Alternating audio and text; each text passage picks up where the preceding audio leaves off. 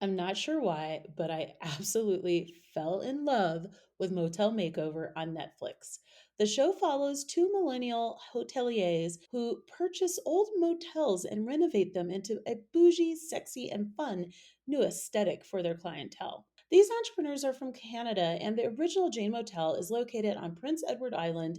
Yes, the island where Anne of Green Gables takes place. One of my favorite stories ever and all of my life, and I must go there. In the one season series, it follows their adventures in renovating a bigger motel that had seen its heyday in the early 70s. What they didn't know at the beginning of the show was that they would also be renovating their new motel during the beginning of a global pandemic. I am now super excited to visit Sable Beach, which is the location of the second motel. It looks stunning. I'd never even heard of this place, even though I've spent time in Canada and in Toronto. It will be a while before I can go because COVID won't let us win. So I thought I would share some hotels and motels in Colorado that have a similar vibe to the Jane Motel. And as I record this, I'm actually staying in one. I will also say this, some of the hotels I've stayed at before, others I know about and are on my list of places to visit. I've stayed at most of the places that I share on this list. When I first purchased my home, I was so excited about it. I also discovered that there were so many aspects to home ownership that I didn't know about.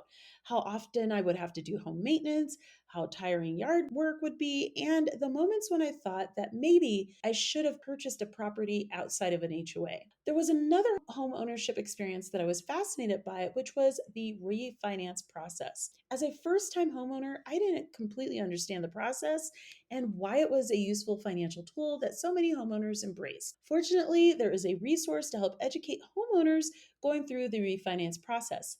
Refily is a lender comparison tool that helps homeowners find lenders to help them refinance their mortgage. Refily helps homeowners see and compare different lenders and estimated fees and rates before saying yes to their future home loan.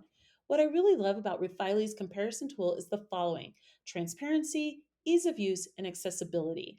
If you're looking to refinance your home loan, Refily is the tool I recommend to help you with the lender comparison process, and I am proud to partner with Refily to share the comparison tool.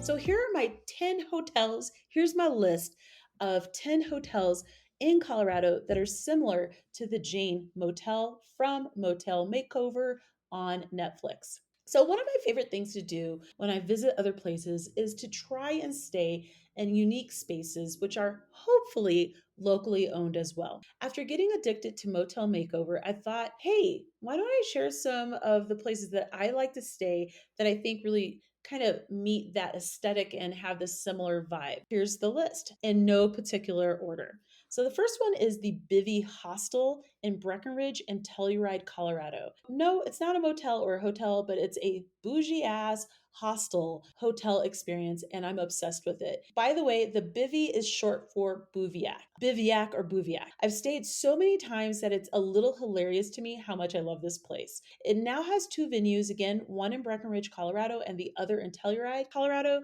because it's a hybrid hostel hotel with a splash of bouginess. It strikes a wonderful balance between a beautiful ski mountain aesthetic and has a wonderful community as well. So every time I've gone, I've met cool people on every stay, soak in the hot tub. My favorite location actually is the Breckenridge hot tub because it has a view of Breckenridge Ski Mountain, and it also has a fire pit on the patio as well. It's just a wonderful experience. And I've been in the tub when all the lights are out and you look up and you just see the Milky Way. It's just, I can't say it enough. I love the bivvy. The other thing is I'm soaking in there, having a glass of wine, best thing ever, or just relaxing. The other thing that I love about the bivvy is they provide a cooked breakfast. So there's also that. I do wish they would add a third offering to the breakfast because I've stayed there so often. I know what they're going to do. So they've been making the same two breakfast meals for a long time. I would like for them to add a third thing to the rotation. But other than that, I love the bivvy.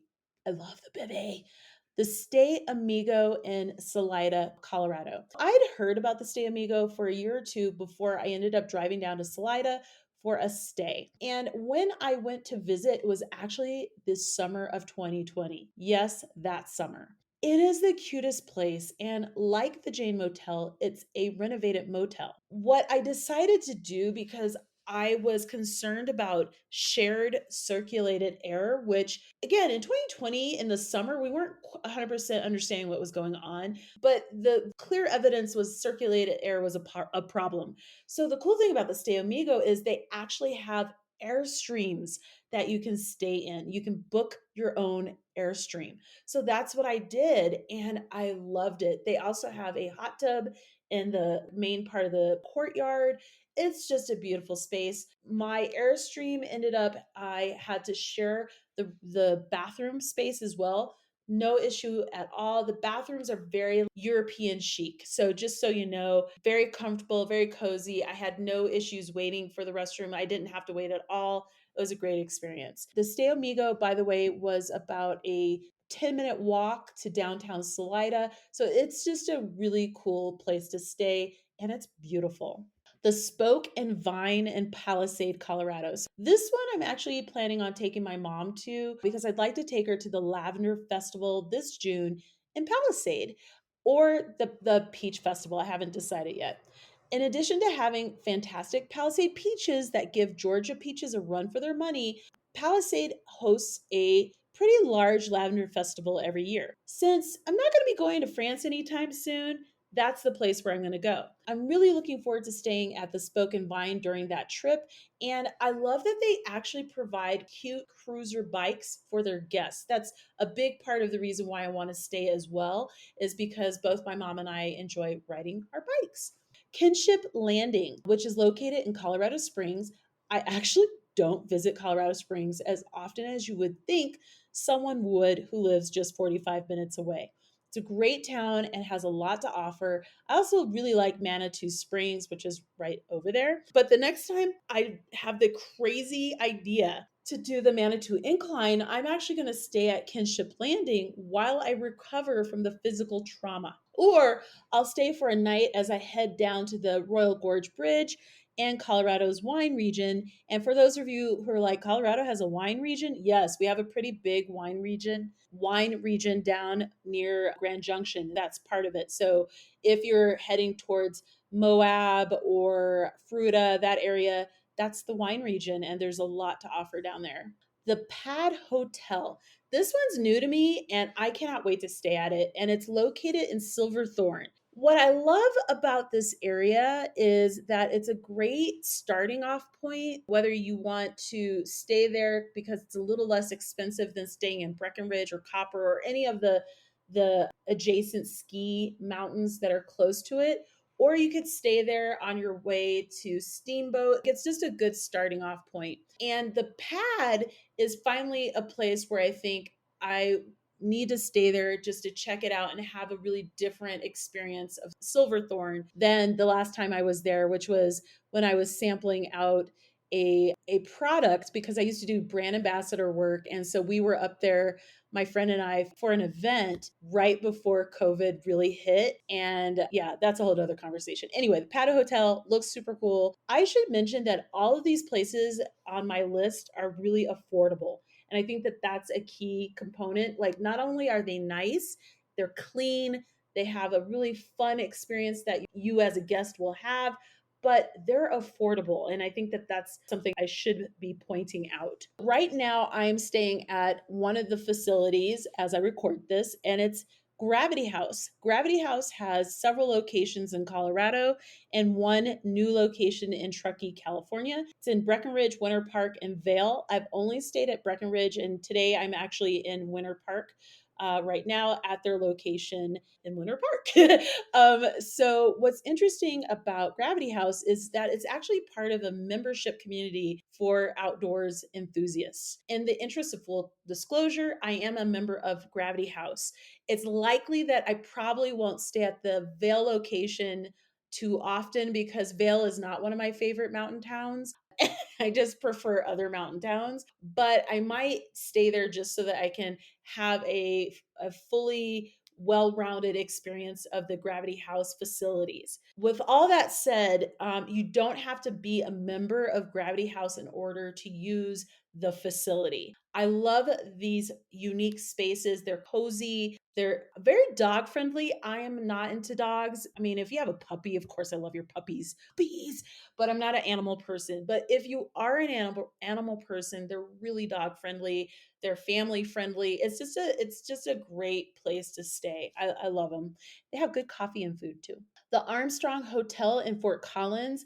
Similar to Vail, I don't visit Fort Collins often enough. I actually like Fort Collins quite a bit, though. It's a beautiful little town that really reminds me of Denver and Boulder when I was younger. It's still clinging to that vibe. For travelers looking to visit a smaller city and then access our neighbors to the north, like say for example, you're doing a road trip and you're wanting to go to Wyoming and then up to Montana, stay at the Armstrong Hotel, spend a few days in Fort Collins. I think it would be a wonderful experience. Base Camp Hotel. I grew up in Boulder, and Boulder is interesting to me because sometimes it feels like there's either five-star hotels like St. Julian or weird, divey, gross hotels and motels that just continue to exist despite how awful they are.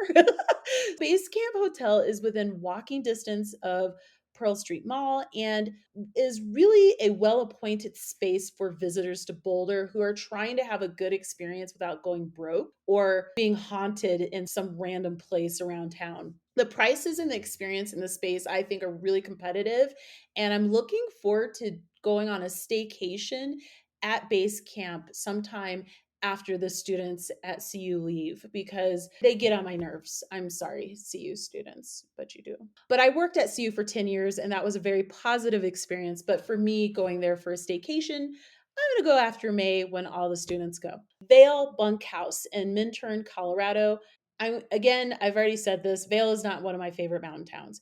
I have a local's preference and prejudice towards certain mountain towns. Those of you listening will have I have a lot of friends who love Vail.